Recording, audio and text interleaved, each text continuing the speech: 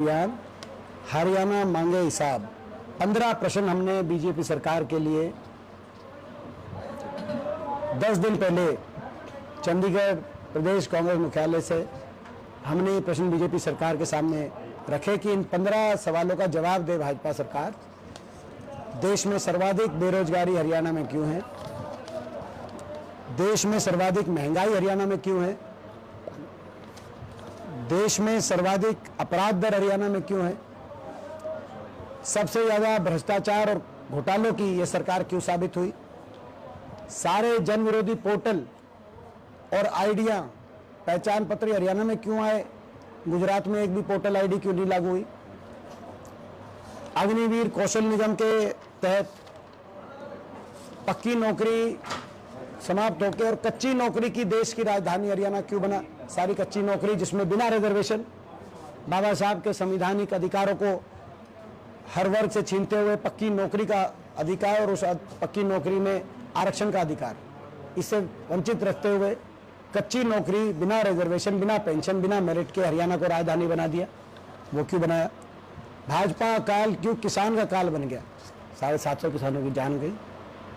दलित और पिछड़ों की इतनी घोर अपेक्षा, जैसे मैंने कहा कि भाई पक्की नौकरी समाप्त, आरक्षण का अधिकार उन नौकरियों में जो समाप्त होगी वो साथ समाप्त, जो गरीब की सारी स्कीम चल रही थी, 100 गज के प्लॉट की स्कीम, वजीफे की स्कीम, वो स्कीम समाप्त हो गई। खेलों में नंबर 1 हरियाणा आज नशे में नंबर 1 हरियाणा क्यों बन गया? ये सारे, और हर वर्ग को सड़क पे क्यों आना पड़ा?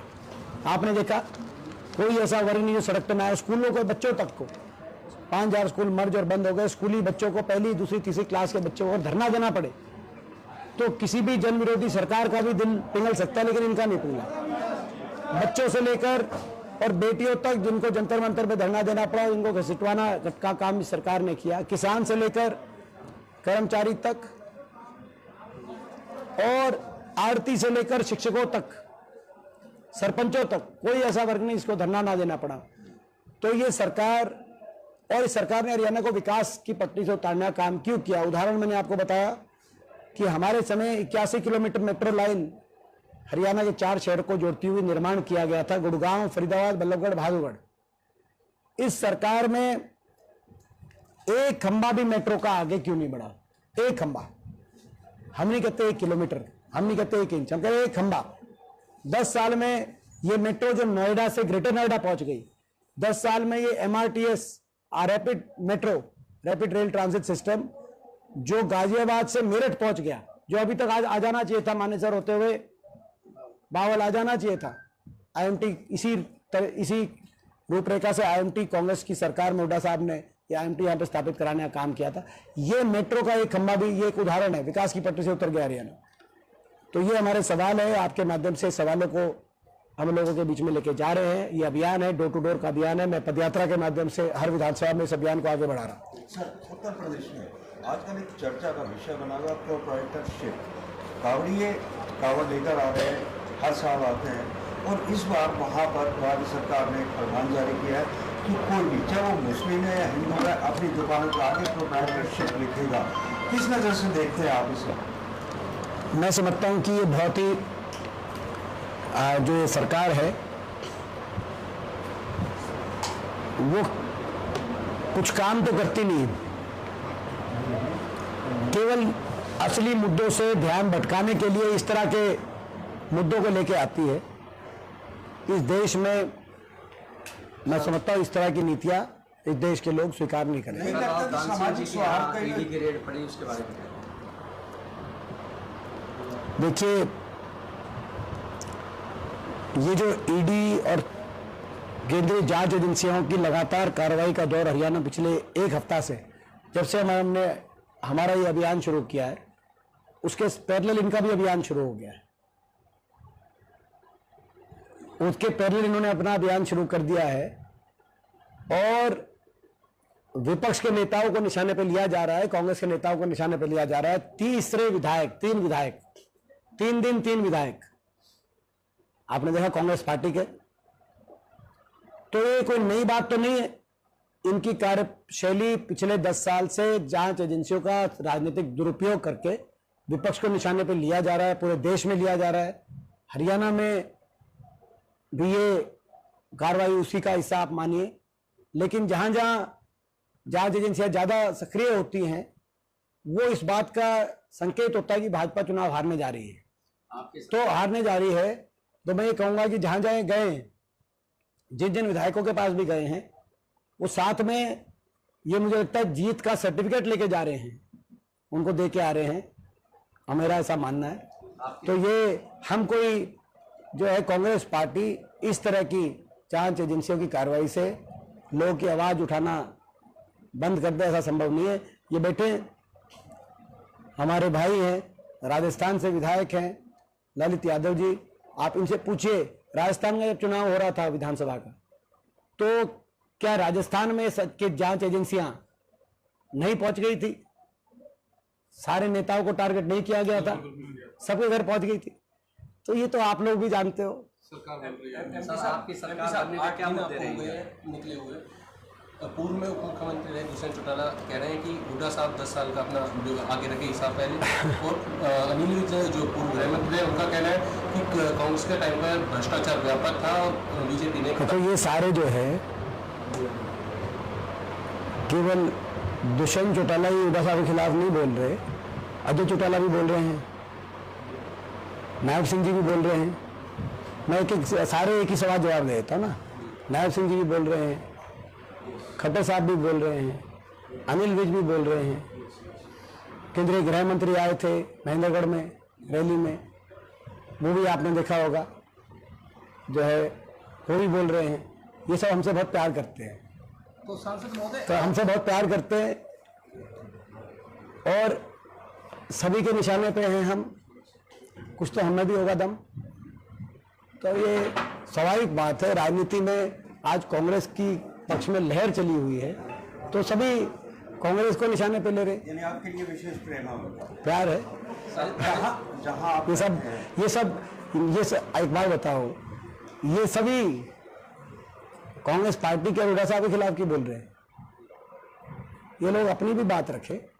सांसद महोदय, आज पीडब्ल्यूडी मिनिस्टर जो है उनसे हमारी बात हुई, उन्होंने ये कहा कि कांग्रेस अपने कामों का हिसाब देने की बजाय हमसे 10 साल के जो काम है उनका हिसाब मांग रही है, तो वो जो है पहले अपना तो दें। क्या कहेंगे सर? देखिए, ये हमारी ये जो अभियान जब से शुरू हुआ है, भाजपा को बड़ी तिलमिलाहट हो रही है।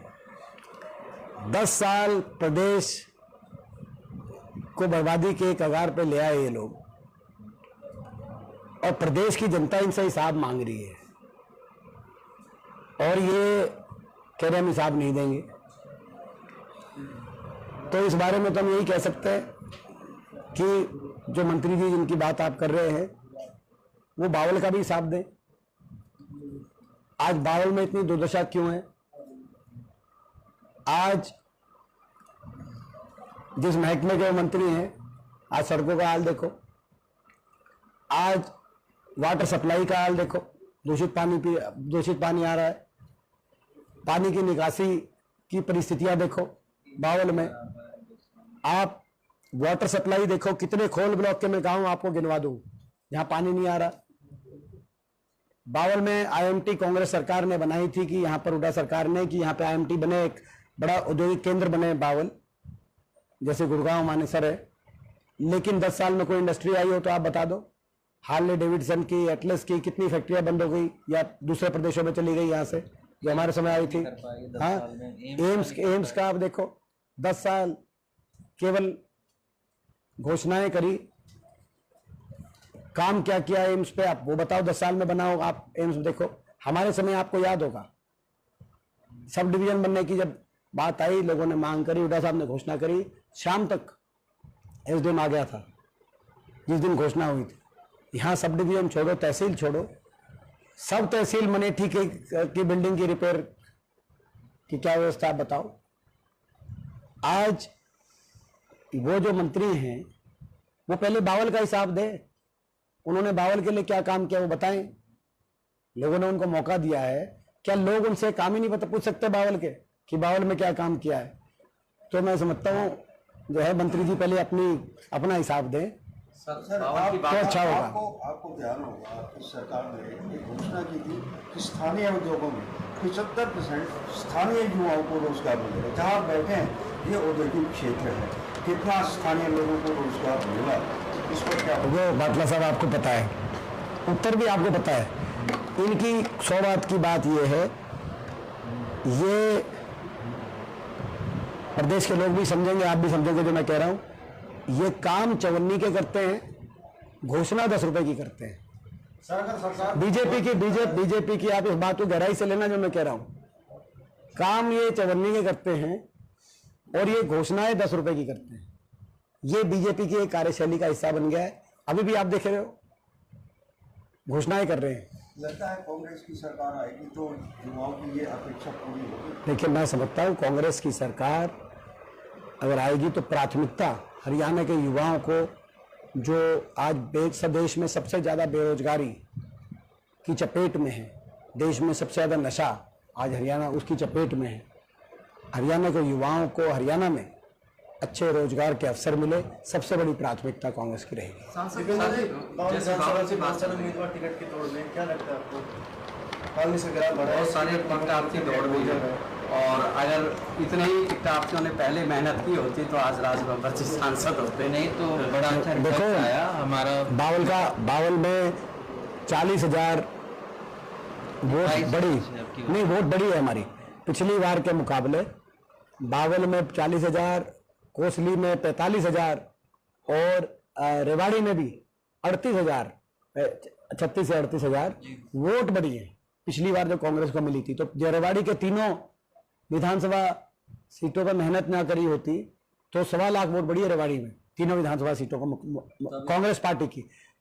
हाँ, बहुत से कांग्रेस के कार्यकर्ता टिकट मांग रहे हैं और पार्टी के पक्ष में इतनी लहर होगी तो हर कांग्रेस का कार्यकर्ता भी टिकट आज ये मान रहा है कि किसी को भी टिकट मिलेगी वो जीत सकता है।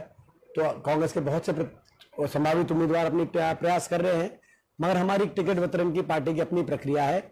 ये भी यही दर्शाता है कि क्या स्थिति है कि आने वाले समय में सरकार बढ़ती है, बहुमत मिलता है तो मुख्यमंत्री चेहरा कौन है? देखिए, सरकार कांग्रेस की प्रचंड बहुमत से बनने जा रही है।